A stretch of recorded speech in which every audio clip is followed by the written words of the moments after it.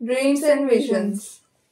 అత్యున్నత సింహాసనమందు ఆసీనుడైన ప్రభువును చూచితిని. యెషయా. సూర్య చంద్ర నక్షత్రములు సాష్టాంగ నమస్కారం చేసెను. యోసెఫ్.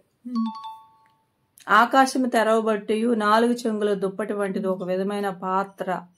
పేతురు. అతడు ప్రయాణం చేయుచు వచ్చినప్పుడు అకస్మాత్తుగా ఆకాశం నుండి ఒక వెలుగు అతని చుట్టూ ప్రకాశించెను. పౌలు.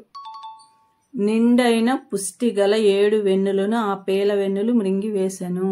ఫరో ఐగుప్తు రాజు. ఇంచుమించు 3 గంటల వేళ దేవుని దూత అతని దగ్గరికి వచ్చి దర్శనమందు తేటగా అతనికి కనబడెను. ఒక నిచ్చెన భూమి మీద నిలబడిన దాని కొన ఆకాశం అంటే దాని మీద దేవుని దూతలు ఎక్కుచూ దిగుచూ నుండిరి.